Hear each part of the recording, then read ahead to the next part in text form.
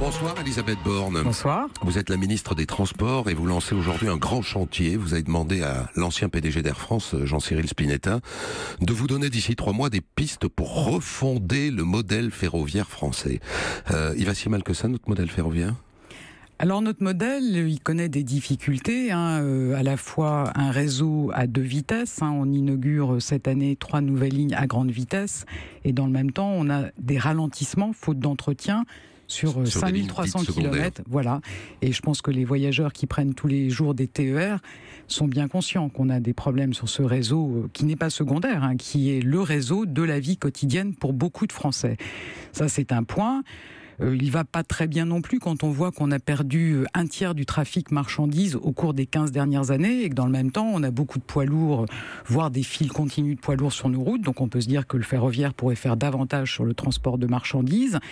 Et puis, moi je pense que le ferroviaire pourrait aussi faire davantage autour des grandes agglomérations où on a des autoroutes qui sont de plus en plus saturées et où moi j'espère et je souhaite qu'on puisse avoir, comme en région parisienne, des RER, des trains très puissants pour les transports de la vie quotidienne aussi en province. Mais quand vous dites que le modèle ferroviaire français ne marche plus aussi bien qu'avant, ce que le consommateur, le voyageur entend, c'est que lui, ça lui coûte de plus en plus cher. La nouvelle ligne TGV inaugurée par exemple en direction de Bordeaux coûte cher aux voyageurs.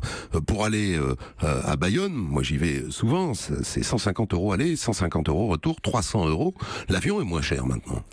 Alors je pense qu'il faut être conscient que construire une ligne à grande vitesse, ça coûte très cher.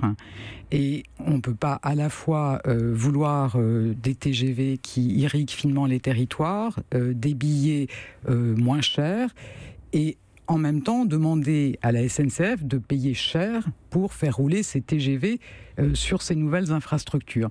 Donc c'est pour ça que le gouvernement a souhaité avoir une réflexion globale sur le modèle du ferroviaire. On ne peut pas un jour réfléchir aux dessertes, le lendemain s'interroger sur la fret. dette. Voilà, le lendemain s'interroger sur la dette aussi du système ferroviaire, vous savez, qui est de 45 milliards d'euros et qui augmente de 3 milliards tous les ans.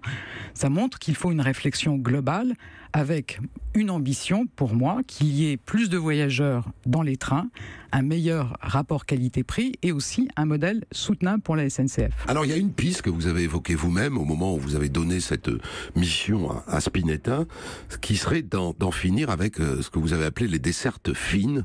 En gros, c'est les arrêts dans les petites gares. C'est vrai que le TGV qui va à Brest s'arrête toujours à Landerneau. C'est vrai que le TGV qui va à La Rochelle s'arrête toujours à Surgères. Votre idée, c'est quoi ? C'est que les gens de Landerneau aillent chercher leur TGV à Brest ? Alors clairement, moi je n'ai absolument pas annoncé qu'on allait fermer des lignes ou fermer des gares TGV. Je ne voulais pas avoir Landerneau sur le dos tout de suite, c'est ça ? Je suis très attachée à ce que le TGV soit un transport pour tous et je suis très attachée à ce que dans tous les territoires, les gens aient des réponses alternatives à la voiture. Mais je dis simplement qu'il faut, quand on réfléchit au système ferroviaire, faire des choix cohérents et ne pas dire qu'on veut des billets pas chers, des TGV qui vont partout et en même temps vouloir faire financer des nouvelles lignes à grande vitesse par la SNCF.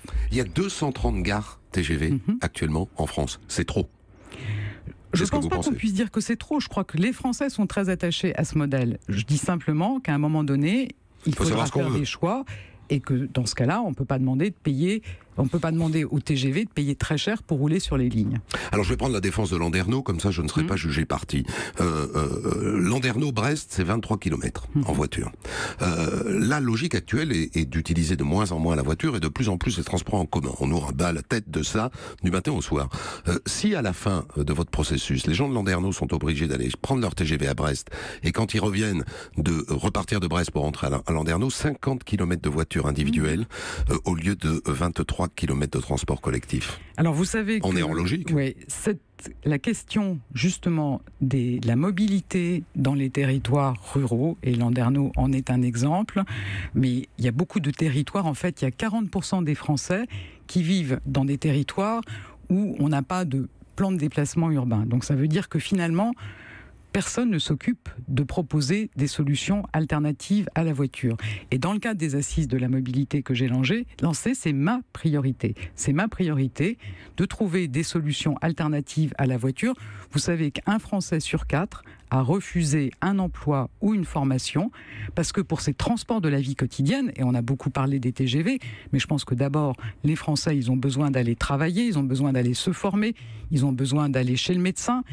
C'est sur ces transports-là, c'est ma priorité, les transports de la vie quotidienne.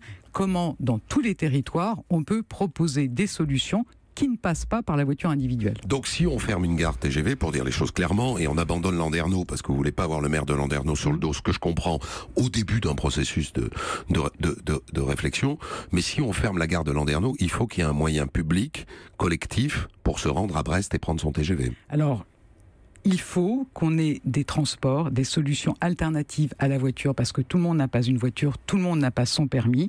Et donc, il ne s'agit pas de fermer des gares de TGV, il s'agit de s'occuper aussi des transports de la vie quotidienne pour tout le monde et de trouver des solutions alternatives à la voiture individuelle que chacun ne peut pas forcément se payer. Mais il y a quelque chose que je n'ai pas vraiment compris, c'est en quoi ça coûte de l'argent de s'arrêter 2 minutes à Surgères ?